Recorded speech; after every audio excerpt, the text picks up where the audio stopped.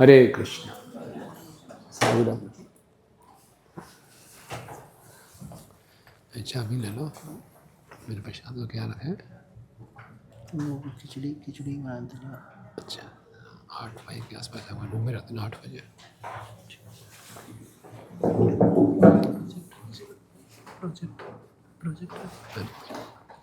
हरे कृष्णा। तो बहुत अच्छा लग रहा है आप सबके बीच में पुनः उपस्थित होकर, और विशेष कृपा है प्रभुपाद जी की हम सबके ऊपर कि हमें मौका मिलता है श्रीमद् भागवतम का हम चर्चा करें, श्रवण कीर्तन करें, अपने जीवन को शुद्ध करें। श्रीमद् भागवतम इतना महान ग्रंथ है, इसका हम नियमित रूप से जब श्रवण कीर्तन करते हैं तो हम अपने जीवन के लक्ष्य पर केंद्रित भी रहते हैं। ये बार बार स्पष्ट करता रहता है कि हमारे जीवन का उद्देश्य क्या है, और हमें रास्ता भी दिखाता है कि उस जीवन के उद्देश्य को कैसे प्राप्त करना है। अगर कल्पना कीजिए हमारे जीवन में श्रीमद् भागवतम ना हो तो कैसा जीवन होगा हमारा। कई बारी किसी चीज़ की वैल्यू तब मालूम चलती है जब उसके बिना हम रहें। हम चीज़ों का सब ग्रांटेड ले लेते हैं, तो ठीक है भागवतम की क्लास है, जाए ना जाए कोई बात नहीं, जाके सो भी जाए कोई दिक्कत नहीं है, या ऑनलाइन थोड़ा चलते फिरते सुन, तो हम इतना रोज़ भागवतम वाली क्लास होती है, हमारी बड़ी ऑर्डिनरी चीज़ होती है। लेकिन भागवतम ऑर्डिनरी नहीं है, भागवतम साक्षात श्री कृष्ण है, और भागवतम का हम संग करते हैं तो श्री कृष्ण का संग कर रहे हैं। इसलिए भागवतम के जो चरित्र हैं इनको बहुत गहराई से इनका अध्ययन करना चाहिए। भागवतम के चरित्र को अपने जीवन में उतारने का प्रयास करना चाहिए, उनसे सीखना चाहिए। इन चरित्रों को केवल काल्पनिक नहीं समझना चाहिए कि किताबी बातें नहीं हैं, ये एक्स्ट्रा ऑर्डिनरी केसेस हैं। ऑर्डिनरी केसेस नहीं हैं, एक्स्ट्रा ऑर्डिनरी केसेस हैं, और ये एक्स्ट्रा ऑर्डिनरी केसेस हमें इंस्पायर करते हैं।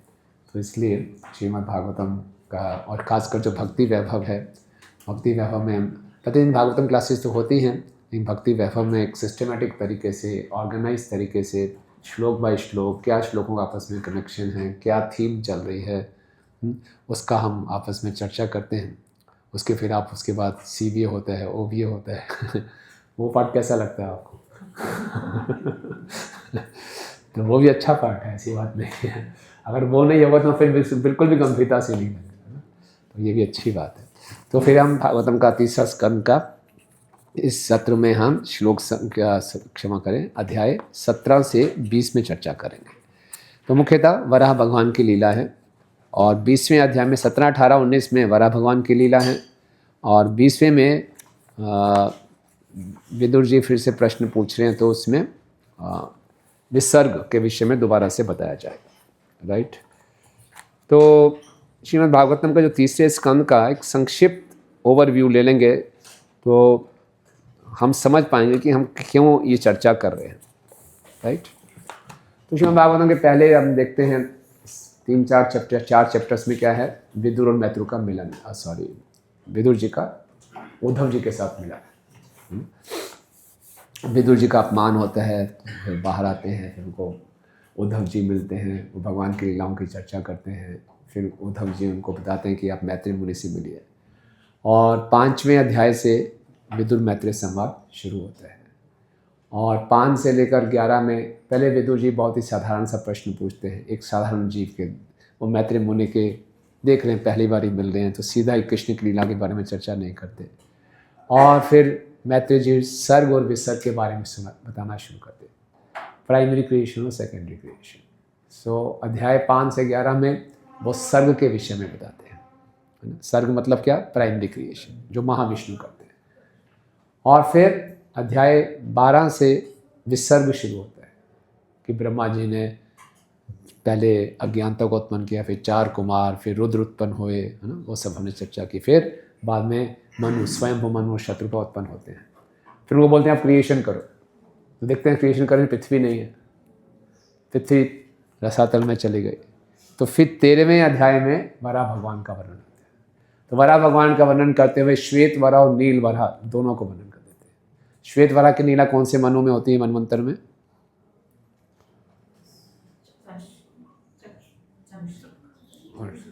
पहले मनवंतर, और नील वराह की लीला चाक्षुष मनवंतर, छठे मनवंतर। दोनों को मिक्स करके सुनाते हैं। और उसके बाद फिर बताया कि वराह भगवान ने वध किया हिरण्यकश्यपु का, तो हिरण्यकश्यपु और हिरण्याक्ष का, हिरण्यकश्यप और हिरण्याक्ष कैसे प्रकट हुए। तो श्लोक संख्या 14 अध्याय 14, 15, 16 में वैकुंठ का वर्णन है, जय विजय की कथा आती है ना, 4 कुमारों को कैसे श्राप मिलता है। तो 16 तक वहाँ हो जाता है। फिर 17 में बताया जाएगा कि हिरण्याक्ष और हिरण्यकश्यपु कैसे जन्म हुए, कैसे उनको शक्ति प्राप्त हुई, कैसे फिर हिरण्याक्ष ने पूरे ब्रह्मांड में आतंक मचाया, फिर कैसे भगवान वराह आए, उनसे युद्ध हुआ। तो 17, 18, 19 ये चलेगा, ठीक है ना। और फिर 20वें में दोबारा से, क्योंकि 12 से शुरू हुआ था विसर्ग, 12वें अध्याय से विसर्ग बताना शुरू किया था। तो 13वें में देखा कि पृथ्वी गायब है, तो फिर वराह भगवान का प्रसंग आ गया। वराह का भगवान का प्रसंग आया तो हिरण्याक्ष हिरण्यकश्यपु का प्रसंग आ गया, फिर उसमें आगे लीला बढ़ी। तो भागवत में तसल्ली से बताई जाती है कहाँ का कहाँ पहुँच जाते हैं, लेकिन जो श्रोता के कर्तव्य होता है वक्ता को वापस लाना सब एक्सटेसी में होते हैं। तो फिर श्रोता वक्ता से दोबारा से प्रश्न पूछते हैं, फिर वक्ता वापस उसमें आ जाता है। फिर से वो 12 से शुरू होते विसर्ग से, 20वें में फिर से विसर्ग में आ जाएगा, राइट। तो एक प्रकार से फ्लो है भागवतम में। हमें लगता है क्या हो गया, कहाँ से कहाँ पहुँच गए, तो इस ढंग से थोड़ा सा ट्रैक रखते हैं तो फिर इंटरेस्टिंग लगता है, राइट। तो श्लोक अध्याय संख्या 17 हिरण्याक्ष की दिग्वजय। ओके, मैत्रेय उवाच। तो श्लोक हम साथ साथ उच्चारण करेंगे, ठीक है। निशम्य आत्मभुवा गीतम कारणम शंकयोजिता ततः सर्वे न्यवर्तन्त्र त्रिदिवाय दिवोकसः। अनुवाद पढ़िए प्लीज।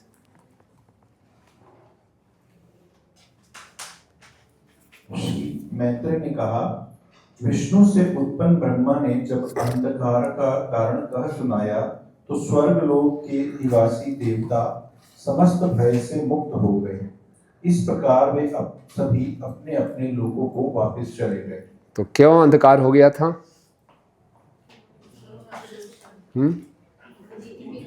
हाँ, दीति के घर में 2 असुर प्रकट हो गए थे, राइट। सो निशम्य, निशम्य मतलब सुनकर।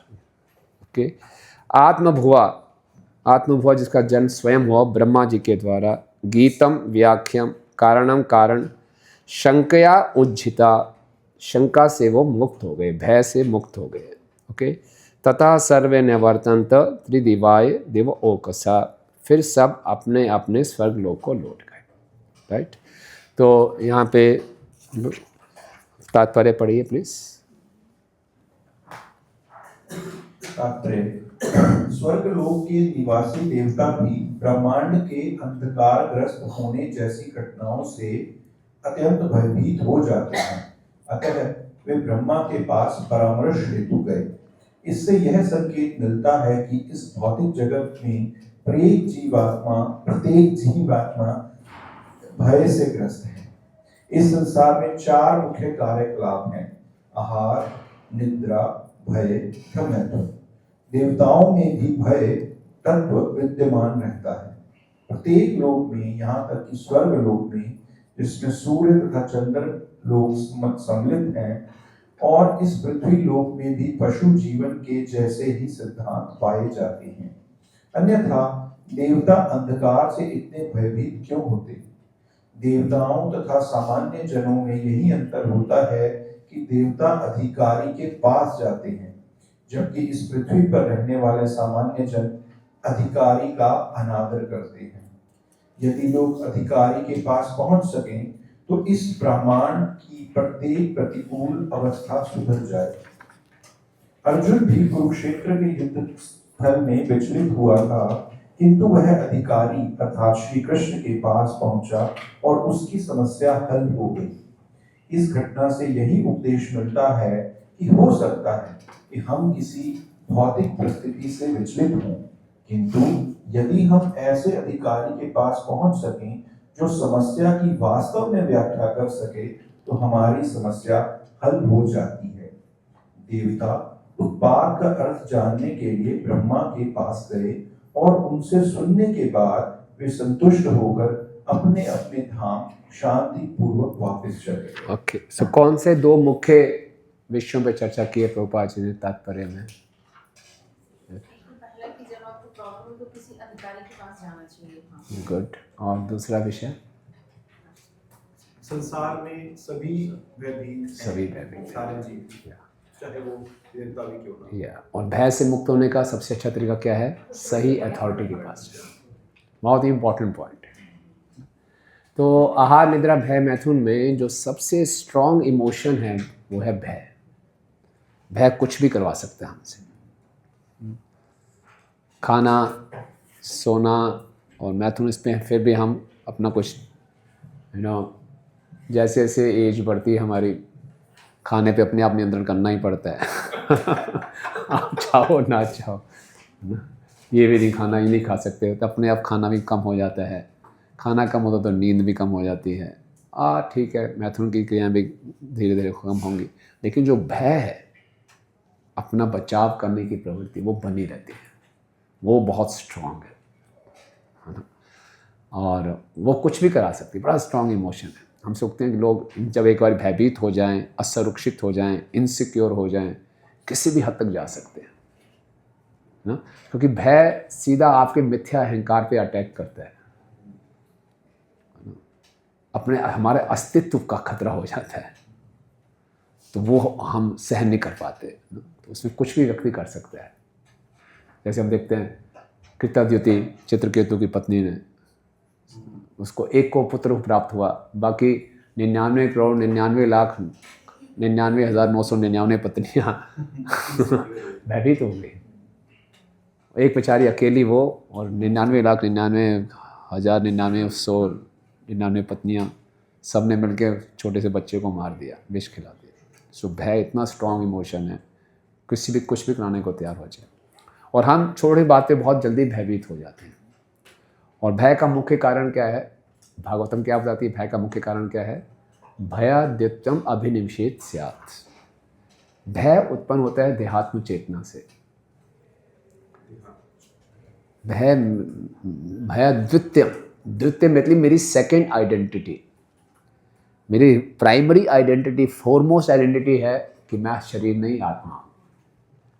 लेकिन हम उसको भी अपने आप को अभिनिवेशित करके हम अपने देह में चेतना को लगाते हैं, वो भय का कारण बनती है। जितना हम देहात्म चेतना में होंगे, अपने आप को शरीर मानेंगे, उतने हम भयभीत रहेंगे, उतना द्वेष उत्पन्न करेंगे, उतना अपना अहंकार बढ़ेगा ना, तो बड़े असुरक्षित महसूस करेंगे।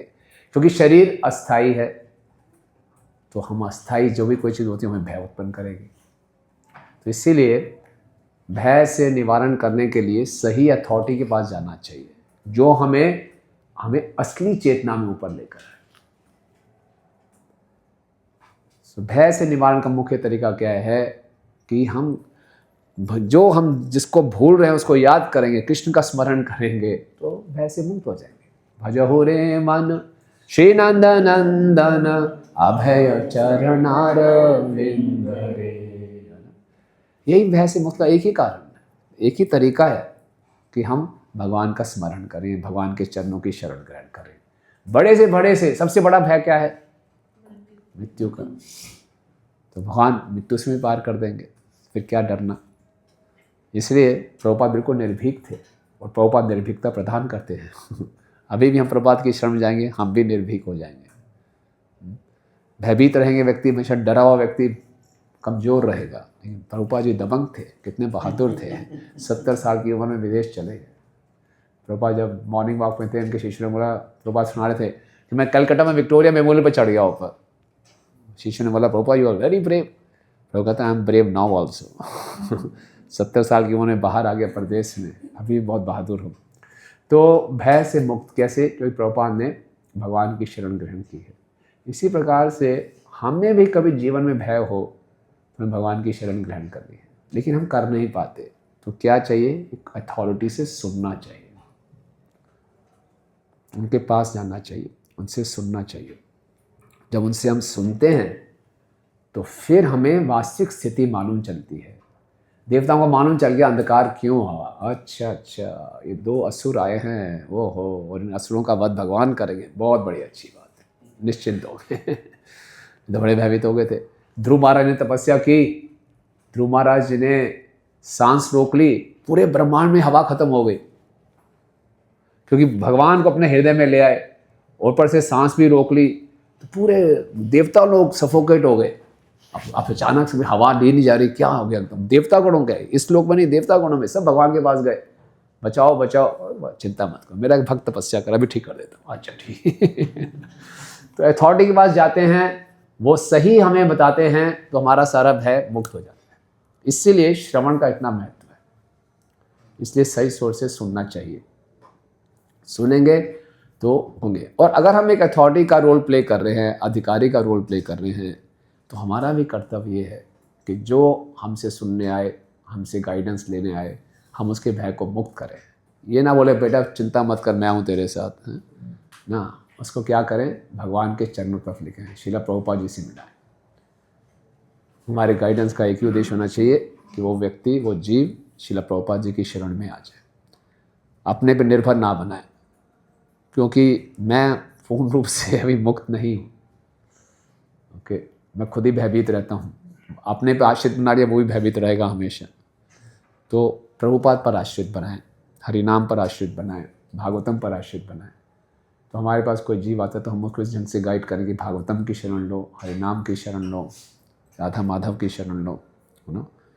तो ये तरीका है सही अथॉरिटी का। और सही सबॉर्डिनेट क्या है कि वो अथॉरिटी के पास जाएगा ओपन माइंड के साथ, अपना हृदय खोलेगा, सच्चाई से बताएगा क्या भय है ना। तो ये बहुत आवश्यक है, राइट।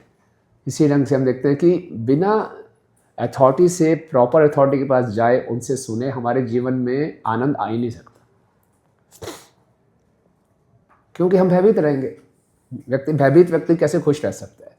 अगर हम वास्तव में जीवन में असली सुख भी ढूंढ रहे हैं, तो भागवतम क्या बताता है, तस्मात् जिज्ञासु प्रपद्येत, तस्मात् गुरुं प्रपद्येत जिज्ञासु श्रेयस उत्तमा।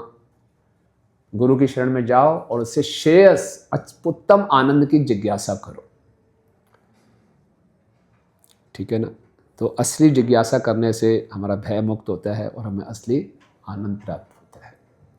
लेकिन प्रभुपाद जी बता रहे हैं, आज के इस कलयुग में लोग अथॉरिटीज़ को वैल्यू नहीं करते, इसलिए भयभीत रहते हैं। आज के इस कलयुग में लोग, एआई के युग में, गुरु की आवश्यकता ही नहीं है, अथॉरिटी की आवश्यकता ही नहीं है। एआई सब कुछ आपको दे देगा, वो आपका ज्योतिष भी बन जाएगा, आपका काउंसलर भी बन जाएगा, आपका दोस्त भी है। आप जो कहोगे वो बन जाएगा। इससे लोग बहुत इम्पर्सनल हो रहे हैं और सोचते हैं हमें किसी की आवश्यकता ही नहीं, इसलिए और भयभीत हो रहे हैं। जितना हम टेक्नोलॉजी पर निर्भर हो रहे हैं और भयभीत हो रहे हैं। तो और हाँ, कल्चर ऑफ रिस्पेक्ट ख़त्म हो रहा है। तो अगर हम जाते भी हैं, मेंटल स्पेकुलेशन पे हम ज़्यादा विश्वास करते हैं, मानसिक अटकलों पे, अपने निर्णय पे ज़्यादा, अपने आप को ज़्यादा अच्छी अथॉरिटी मानते हैं। और अगर जाएंगे भी किसी अथॉरिटी से, तो अपना ओपिनियन कंफर्म करने के लिए टिक कर दो प्रभु जी, आप स्टैंप लगा दो बस। आप स्टैंप नहीं लगा, किसी और के पास चला जाता हूँ, स्टैंप के लिए अथॉरिटी चाहिए, चुपचाप स्टैंप लगा दे मुझे, ताकि मेरे पास कहने को रहे मैं किसी के अंडर हूँ, है ना, मेरे शिक्षा गुरु हैं जी, बस कहने को हो जाए। तो ऐसे काम नहीं चलता, राइट। ये ठीक नहीं है। नहीं, कलयुग का ये लक्षण है, कलयुग का ये लक्षण है कि हमें अथॉरिटी पसंद नहीं आती। कलयुग में लक्षण है डाउट एंड सस्पिशन, शंका, संशय बना रहता है, किसी पे विश्वास होता नहीं। तो जहाँ संशय होता है, तो उस संशय से उसके 4 संतान उत्पन्न होती हैं। जहाँ डाउट होता है, डाउट की 4 संतान होती हैं। तो पहले क्या है, पहली संतान क्या होती है कि डाउट द अथॉरिटी, अथॉरिटी को ही डाउट करना शुरू कर दो। तो अथॉरिटी को डाउट शुरू किया तो क्या बन जाएंगे हम, इंडिपेंडेंट हो जाएंगे, विल डिफाई द अथॉरिटी। तो पहला हो जाएगा, जब अथॉरिटी को डाउट कर रहे हैं, विल डिनाई द अथॉरिटी। वही की बात है। हाँ, डिफाई कर लेंगे, उसके बाद सुनेंगे तो पूरी मानेंगे नहीं ना, तो डिफाई द अथॉरिटी। जब अथॉरिटी को डिफाई कर देंगे तो हम स्वतंत्र हो जाएंगे, जो मन कहेगा वो करेंगे। जब जो मन होगा वो करेंगे तो फिर क्या होगा, हिपोक्रेसी, हिपोक्रेसी होगा। क्योंकि अगर हम किसी के संरक्षण में नहीं हैं हृदय से, तो हमारे लिए शास्त्रों को नियमों का पालन करना प्रैक्टिकल नहीं होगा। हम शास्त्रों के नियम पालन नहीं कर पाएंगे, 4 रेगुलेटरी प्रिंसिपल्स भी फॉलो नहीं कर पाएंगे, लेकिन समाज में हैं तो अपना दिखाएंगे, अपना हमारा भी कोई स्तर है, तो एक दोगलापन आएगा। और चौथा संतान क्या है उसकी? लड़ाई झगड़ा। जब कोई अथॉरिटी नहीं है ऊपर, हर कोई अपने आप को अथॉरिटी मान रहा है, तो लड़ाई झगड़ा होगा, है ना। इसलिए प्रभुपाद क्या कहते हैं? This Kalyug is an age of hypocrisy and quarrel. तो हिपोक्रेसी एंड क्वेरल कहाँ से आए? पहले आया डिनाई द अथॉरिटी, दूसरा है स्वतंत्रता, और फिर आती है हिपोक्रेसी और लड़ाई झगड़ा। तो कितना आवश्यक है। इसलिए प्रभुपाद जी ने ये सिस्टम बनाया है कि हम गुरु को स्वीकार करें, गुरु के प्रतिनिधियों को स्वीकार करें, उनसे सुने, उनसे चर्चा करें, अपने संशयों का निवारण करें। भक्ति में आए हैं तो भक्ति में रह के भयभीत रहने से फ़ायदा नहीं। भक्त हृदय से प्रसन्न होता है, संतुष्ट होता है। भक्त होकर भी हम भयभीत हैं, असुरक्षित महसूस कर रहे हैं, तो इसका मतलब सही ढंग से अथॉरिटीज़ की शरण ग्रहण नहीं की है, उनसे सही ढंग से सुन नहीं रहे हैं। अगर सही ढंग से अथॉरिटी के पास जा रहे हैं, उनसे सुन रहे हैं, समझ रहे हैं, तो भय खत्म हो जाना चाहिए। ठीक है ना। तो बहुत इम्पोर्टेंट ये विषय है। तो उसको सुनकर सब एकदम निश्चिंत हो गए, राइट। तो लेकिन कलयुग है। आप बोलेंगे प्रभु जी हमारा अनुभव भी कुछ ऐसा हुआ है कि अथॉरिटी मिली नहीं ठीक हमें। आप किताबों में तो लिखा है अथॉरिटी ठीक होनी चाहिए, दिखनी भी तो चाहिए। अब ये भी बात सही है, अथॉरिटी सीधा ऊपर से तो अवतरित होगी नहीं, कभी कभी होगी अवतरित। वो हमें हो सकता है मिले ना मिले, तो जो हम जैसा ही जीवी, हम भी कहीं अथॉरिटी हैं, तो हम भी परफेक्ट नहीं हैं, तो फिर कैसे करें? ये बात भी सही है। तो क्या सोल्यूशन है?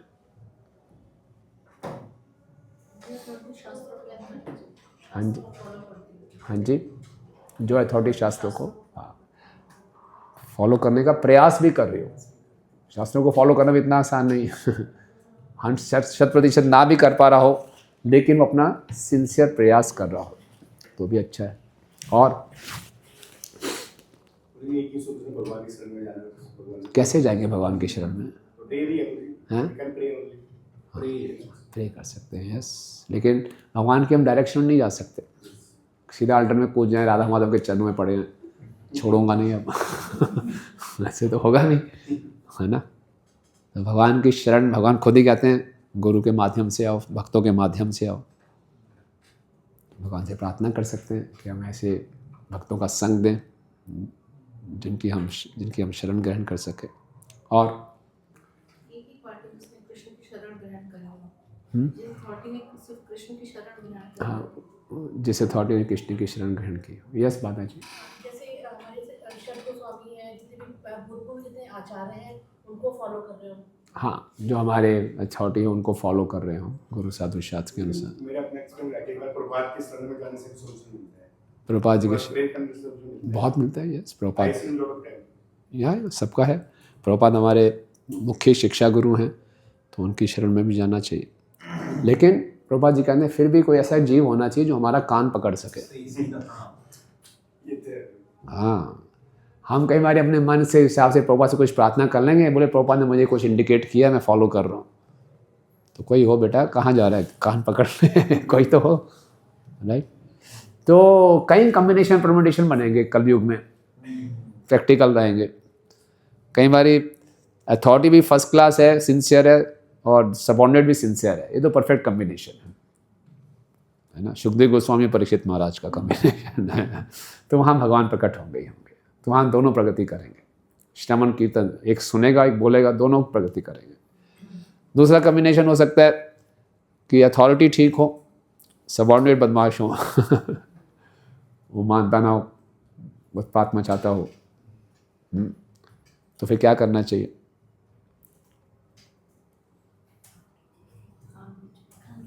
हाँ? कान कान खींचने, वो कान खींचना ही ना वो खिंचाता ही नहीं है।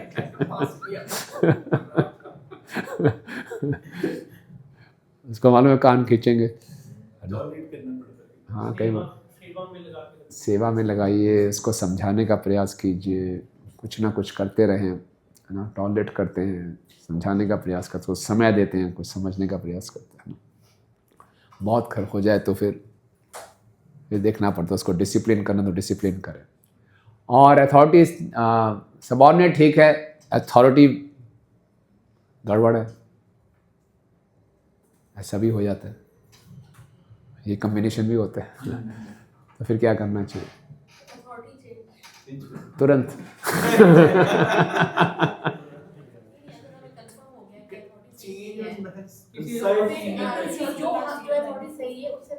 हाँ, उसे हाई अथॉरिटी के पास जाएं, सॉर्ट आउट करने का प्रयास करें क्या है, और दोनों ही गड़बड़ है फिर भी कोई समस्या नहीं है। दोनों कोई समस्या नहीं है, दोनों सोच रहे हैं ठीक है अपना अपना, फिर कुछ नहीं हो सकता। तो इस प्रकार से कलयुग में चारों प्रकार के कम्बिनेशन मिलेंगे, लेकिन हमें सिंसियरली प्रार्थना करते रहना चाहिए, सिंसियरली प्रयास करते रहना चाहिए।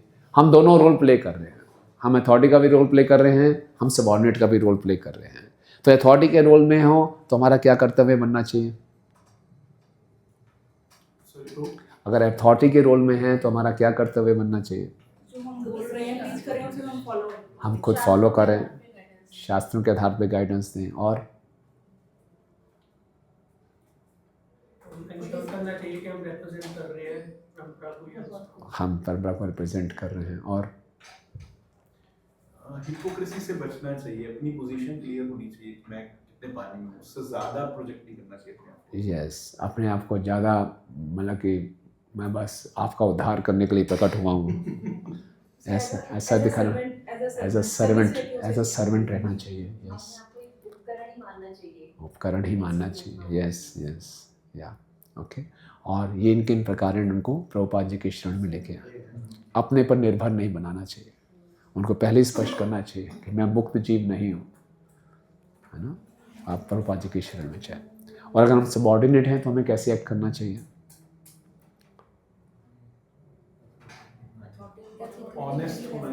ऑनेस्ट और हाथ खड़ा करके बोलिए सब, अच्छे सबऑर्डिनेट की तरह। सबऑर्डिनेट हाथ खड़ा करके। यस माता, सिंसियरली फॉलो करो। और बताइए, यस आप बताइए, हाथ खड़ा करके बताइए, कोई दिक्कत नहीं। यस मैम, ये सोचना चाहिए कि जो भी अथॉरिटी कह रही है वो हमारे अच्छे के लिए कह रही है, तो हमें उनके शरण में अच्छे से शरण करनी चाहिए। उनके यस, उन पर ट्रस्ट रखना चाहिए। और यस मुझे प्रश्न करते रहना चाहिए, यस, परिप्रश्न, प्रश्न करते रहें। यस, और हाँ माता जी पीछे, ऑनेस्ट होना चाहिए, बिल्कुल। यस माता जी, सेवा भी करनी चाहिए, सेवा भी करनी चाहिए, या तो ट्रांसपेरेंसी सबसे महत्वपूर्ण बात है, पारदर्शिता रखें और करें। ओके, तो ये बहुत इंपॉर्टेंट टॉपिक है, विशेषकर कलयुग में और हमारे इस्कॉन के परिप्रेक्ष्य में। और हम सुनते भी हैं लेकिन फिर भी भयभीत हैं, इसका मतलब कुछ गड़बड़ है ना। श्रवण में इतना महत्व है, लेकिन निशम्य है, सुनते ही उनके सारी शंकाएं, शंकयो उज्झिता, सब उड़ गई, खत्म हो गई सारी शंका, सारा भय खत्म हो गया, और आराम से अपने निवास स्थान पे वो चले गए। राइट, फिर था कोई प्रश्न है इसके ऊपर किसी का? Any questions? ठीक है, आगे बढ़े। यस माता जी। हाँ,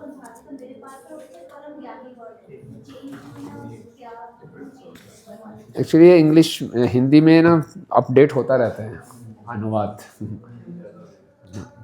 तो और रिफाइन करते रहते हैं। जो हमारे पास ये इंग्लिश टू हिंदी वर्जन है ना, ई वर्जन जो है उसमें थोड़ा चेंज है। अगर बुक में सेम है, बुक्स में सेम है, ओरिजिनल अभी कंप्यूटर से पढ़ा है, उसमें थोड़ा इंग्लिश में अथॉरिटी है, इंग्लिश में अथॉरिटी है,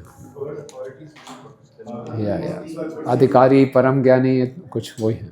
राइट, और कुछ?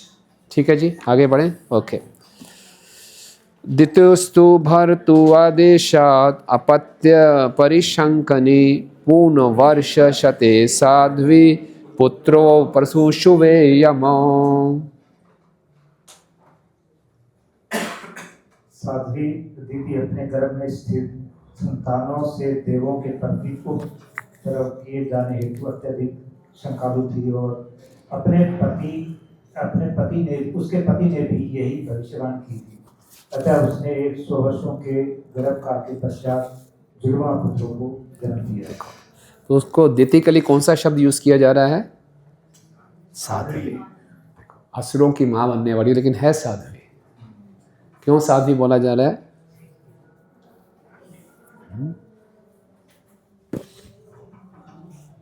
तो इनके मन में मतलब देवताओं के लिए थोड़ा वो था, उनके प्रति वेलफेयर किया तो कोशिश थी, और दूसरा वो अपने पति के प्रति समर्पित थी।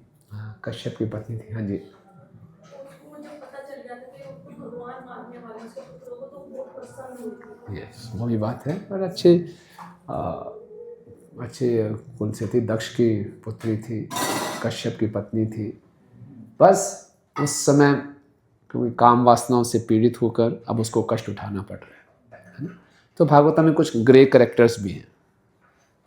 ग्रे कैरेक्टर ऐसे अच्छी है, लेकिन काम वासनाओं से प्रेरित होकर उसने गलत समय पे संग करवाया और उसको अब कष्ट उठाना पड़ रहा है, राइट।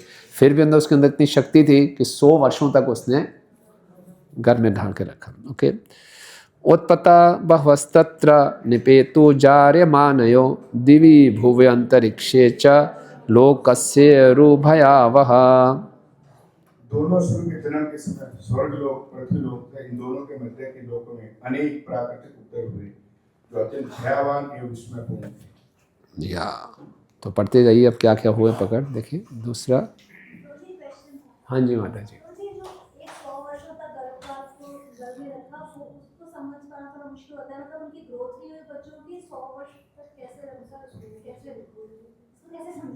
हाँ, तो आज के काल में हम नहीं समझ सकते।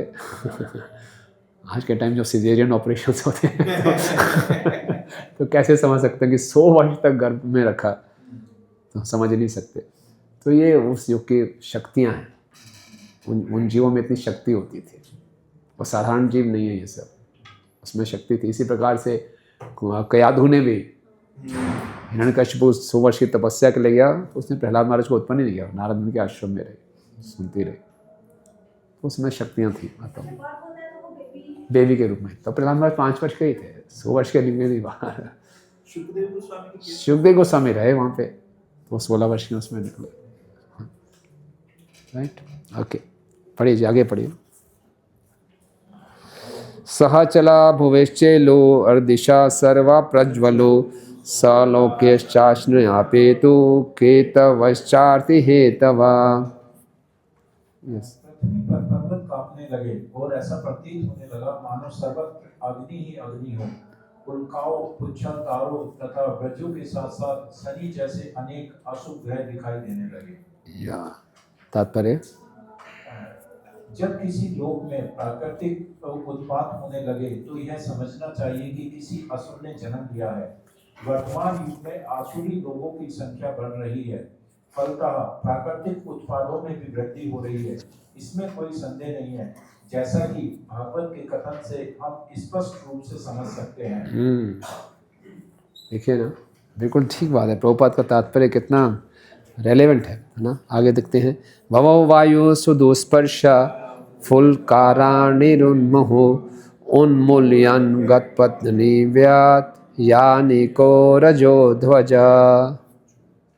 बारंबार साय करती तथा विशाल वृक्षों को उखाड़ती हुई अत्यंत दुस्सह स्पर्शी हवाएं बहने लगी। उस समय आंधी उनकी सेनाएं और धूल के मेघ उनकी ध्वजाएं लग रही थी। यस, पढ़िए पहुंचे। जब आंधी चले, अत्यधिक गर्मी या हिमपात हो और तूफानी हवाओं से वृक्ष उखड़ जाए, तो यह समझना चाहिए कि आसुरी जनसंख्या बढ़ रही है, जिसके कारण ये प्राकृतिक उत्पात हो रहा है। आज भी इस विश्व में अनेक ऐसे देश हैं जहां ये सभी उत्पात हो रहे हैं। यह संपूर्ण संसार में सत्य है। वहां पर्याप्त धूल नहीं रहती, आकाश सदैव बादलों से घिरा रहता है, बर्फ गिरती है और कड़ाके की सर्दी पड़ती है। इनसे इसी बात की पुष्टि होती है कि ऐसे स्थानों में उन असुर लोगों का निवास है जो सभी प्रकार के वर्जित पाप में कार्य करने के आदि हो गए हैं। ये हो जाएंगे आप जाएंगे विदेशों में ऐसी हालत होती है। पंजाब के लोग कनाडा भागते रहते हैं और वहाँ पे सूर्य उदय नहीं होता कई कई स्थानों में। वहाँ पे कोई मैं बता रहा था कि सैड, लोग उदास रहते हैं। सैड है सीजन अफेक्टेड डिजीज। सूर्य उदय नहीं होता, अंधकार छाया हुआ है। आप सोचिए, हमें तो आदत पड़ गई है, आराम से सुबह ठंड होती है, दिन में गर्मी, बना फर्स्ट क्लास बैठते हैं हम सूर्य में। लेकिन आप विदेशों में जाते हैं, सूर्यदेव कभी हफ्ते में एक दिन आता है तो उसमें बड़ा फेस्टिवल सा लगता है उनको। सनी डे बोलते हैं, सनी डे बोलते हैं। सब ग्लूमी डे हैं सब वहाँ पे। प्रभुपाद जब लंदन में गए तो प्रभुपाद क्या बोले, इट्स ए हेल। तो जितना पाप होगा ये लक्षण बढ़ते जाएंगे। ओके, और इस प्रकार से और जो भगवान के शुद्ध भक्त प्रकट होते हैं, भगवान प्रकट होते हैं तो पूरे वातावरण में शुभ लक्षण हो जाते हैं। जब कृष्ण प्रकट हुए तो क्या क्या लक्षण प्रकट हुए थे? रोहिणी नक्षत्र हो गया था, और हैं फुल मून हो गया था, आश्विन, यस, और क्या हुआ था? सारी दिव्य परिस्थितियां हो गई थी। आषाढ़ ऋतु में वसंत ऋतु के लक्षण प्रकट हो गए थे। ब्राह्मणों के हृदय बड़े खुश हो गए थे, है ना। तो सब कुछ अच्छा हो गया था। इसी प्रकार से जब पांडव प्रकट हुए थे सब कुछ शुभ हो गया था। जब दुर्योधन प्रकट हुआ था गधों ने शोर मचाना शुरू कर दिया था, तो सारे अशुभ लक्षण प्रकट हो गए थे। तो वास्तव में ये साइंस है। तो आजकल असुर जीवात्माएं ज़्यादा आ रही हैं, इसलिए सब तरफ ये सारा उत्पात मचा हुआ है ना। इसे साफ साफ हम देख सकते हैं ना, दैट वे। ओके, आगे अनुवाद पढ़िए। आकाश के नक्षत्रों को मेघों की घटाओं में घेर लिया और उनमें कदाचित बिजली चमक जाती तो लगता मानो जोर से हंस रही हो। चारों ओर अंधकार का राज्य था और कुछ भी दिखाई नहीं पड़ रहा। आगे। काल तरंगों से युक्त सागर मानो शोक में जोर जोर से विलाप कर रहा था और उसमें रहने वाले प्राणियों में हलचल मची थी। नदियां तथा सरोवर भी विक्षुब्ध हो उठे और कमल उठा गए।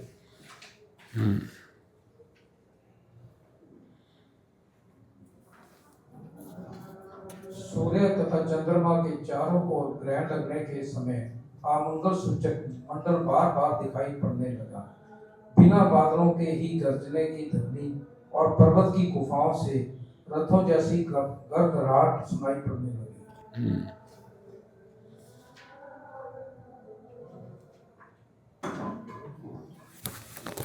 गांव के भीतर से आ रही अपने मुखों से दहकती आग उभरती हुई अमंगल सूचक शब्द करने लगी। इस रोने में सियार का उल्लू भी साथ हो गई।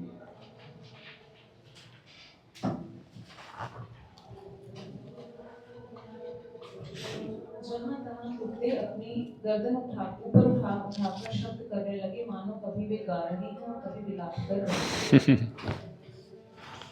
हे विधुर, झुंड के झुंड गधे अपने कठोर खुरों से पृथ्वी पर प्रहार करते हुए तथा जोर जोर से रेंगते हुए इधर उधर दौड़ने लगे। तात्पर्य,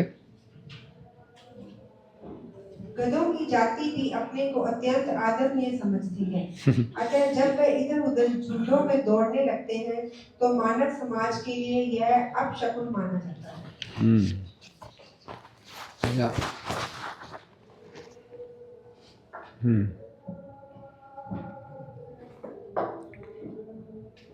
गधों के रेंगने से भयभीत होकर पक्षी अपने घोंसलों से निकलकर चीख चीख कर उड़ने लगे और गौशालाओं तथा जंगलों में पशु मल मूत्र त्यागने लगे। भयभीत होने के कारण गौवें दूध के स्थान पर रक्त देने लगी। बादलों से पीप बरसने लगा। मंदिरों में देवों के विग्रहों से आंसू निकलने लगे और वृक्ष बिना आंधी के ही गिरने लगे। देखिए गायें क्या दे रही हैं? ब्लड दे रही हैं। और आज के इस टाइम में लोग गायों के दूध की जगह गायों का मांस ज़्यादा खा रहे हैं, वही लक्षण आ गए सारे। और पढ़िए।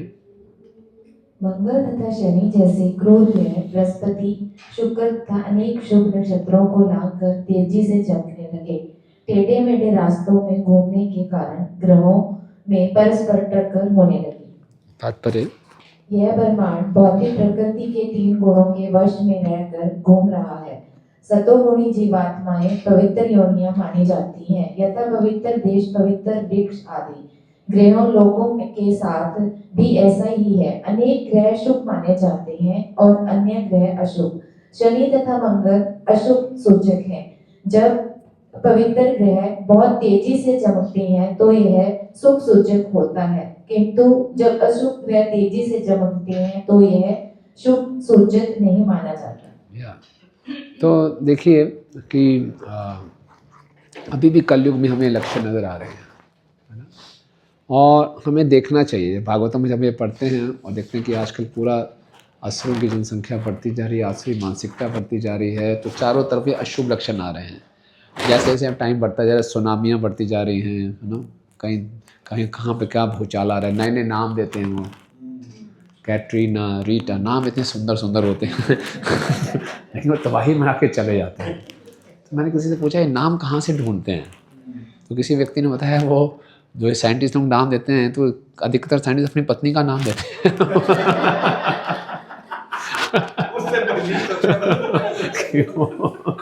वो बुरा मत माने, कहती वो आती है तबाही मचा के चली जाती है या उसके जीवन में तबाही मचा के चली गई होगी। तो वो नाम इतने सुंदर हैं, प्रेम से रीना, कैटरीना, पता नहीं क्या क्या करके चला गया ना तो ये जो हम आसपास में देख रहे हैं संसार में, तो हमें शास्त्रों को इन एक्शन में देखना चाहिए। कलयुग इन एक्शन है, तो क्या फ़ायदा होगा इसको देखने में। हम देखेंगे कलयुग में सारे लक्षण आ रहे हैं, तो उसमें क्या फ़ायदा होगा, देखना चाहिए कि नहीं देखना चाहिए, तो क्या फ़ायदा होगा। हम मिलसी कलयुग इन एक्शन। यस माता जी, यस रियलिटी मालूम चलेगी, हमारे सपने टूटेंगे दुखाले है। और यस माता जी, यस शास्त्रों पे विश्वास पड़ेगा।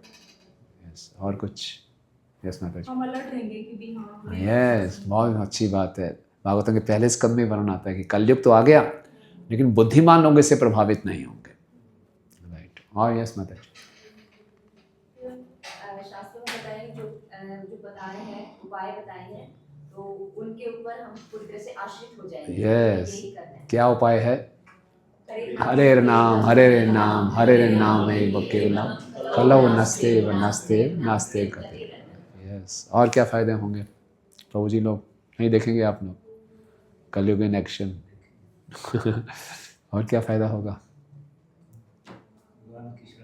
भगवान की शरण में हम और दृढ़ता से जाएंगे और एसोसिएशन डिवोटीज को वैल्यू करेंगे, बहुत वैल्यू करेंगे, है ना। जब बाहर जाते हैं इतना देखते हैं क्या लोगों की मानसिकता है, कितना आसपास गंदगी है, प्रदूषण है, तो भक्तों का जो वैल्यू करेंगे, तो भक्तों के संग में रहते रहते जैसे हम पहले बात करें ग्रांटेड ले लेते हैं दूसरे को, और क्या फ़ायदा होगा?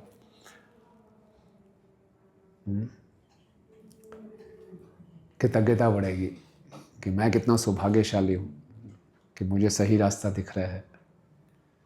करुणा हृदय में आनी चाहिए। जैसे अद्वैताचार्य जी ने देखा कि पूरा नवद्वीप में बुरी हालत है, तो रो रो के भगवान को पुकारा, तो हमारे हृदय में भी करुणा जागृत होनी चाहिए कि हमें और प्रचार करना है, और लोगों को लेकर आना है, इसे मिलाना है ना, और थोड़े अलर्ट हो जाएंगे। हमारा प्रचार कमज़ोर पड़ गया तो कलयुग का प्रचार तो बढ़ता ही जा रहा है, हमारे लिए भक्ति करना मुश्किल हो जाएगा। आसपास ये वातावरण इतना भयभीत होता जाएगा, हम कब तक बचे रहेंगे? तो इसलिए हमें प्रचार बढ़ा के एक संकीर्तन ही है जो कलयुग के प्रभाव को रोक सकती है ना। तो इसलिए और अच्छे ढंग से और उत्साह से हम संकीर्तन में लगेंगे, अन्यथा ये अशुभ लक्षण बढ़ते जाएंगे, और जैसे ही संकीर्तन बढ़ेगा शुभ लक्षण प्रकट होना शुरू हो जाएंगे। आपको मालूम है प्रभुपाद जी बॉस्टन में कब पहुंचे थे? कौन सी डेट थी?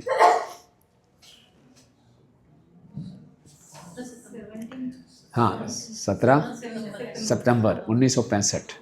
तो एक अब रशियन, आपने वो शायद देखी होगी वीडियो, बहुत प्रचलित हुई थी कि एक माता जी हैं, रशियन माता जी, तो अब 17 सितंबर से हम वर्ल्ड होली नेम वीक शुरू करते हैं। तो उनके पिताजी ने बताया कि आज से हम वर्ल्ड होली नेम वीक शुरू कर रहे हैं। उनके पिताजी इस्कॉन में नहीं है ना, तो बोले क्या 17 सितंबर बहुत इंपॉर्टेंट डेट है, 1965 17 सितंबर, बोले क्या इंपॉर्टेंट डेट है? तो उनके पिताजी रशियन आर्मी में थे। बोले ये वो डेट है जब उस समय 1965 में रशिया और अमेरिका में कोल्ड वार चल रहा था, और रशिया ने पूरी तैयारी कर ली थी कि 17 सितंबर 1965 को अमेरिका पे न्यूक्लियर वार शुरू कर देंगे। सब तैयारियां थी, पिछले कई हफ्तों से हम रात दिन काम कर रहे थे, बस 17 सितंबर को बटन दबाना था। अचानक वहाँ से ऊपर से ऑर्डर आ गया, नहीं हम बम नहीं छोड़ेंगे, कैंसिल कर दिया। हम लोगों को बड़ा गुस्सा आया, इतनी मेहनत की बेकार चली गई। लेकिन क्या हुआ था किसी को नहीं पता। 17 सितंबर को प्रभुपाद जी के चरण कमल यूएस में पड़े सब शुभ हो गया। तो शुद्ध भक्तों के स्मरण करने मात्र से ही ऑस्पिशियसनेस आ जाती है।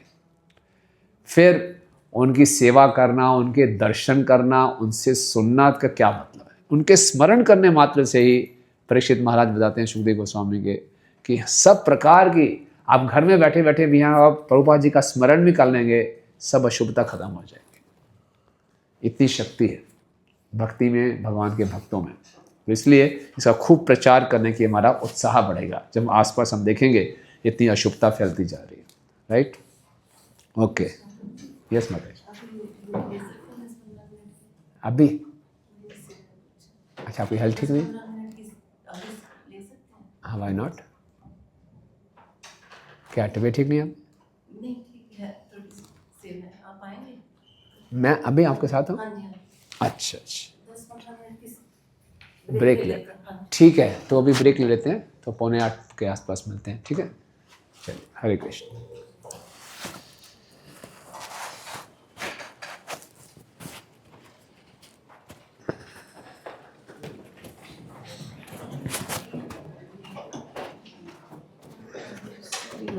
क्या हो गया था? प्रसाद लीजिए। क्या हो गया? आपने प्रसाद नहीं पाया ना? अरे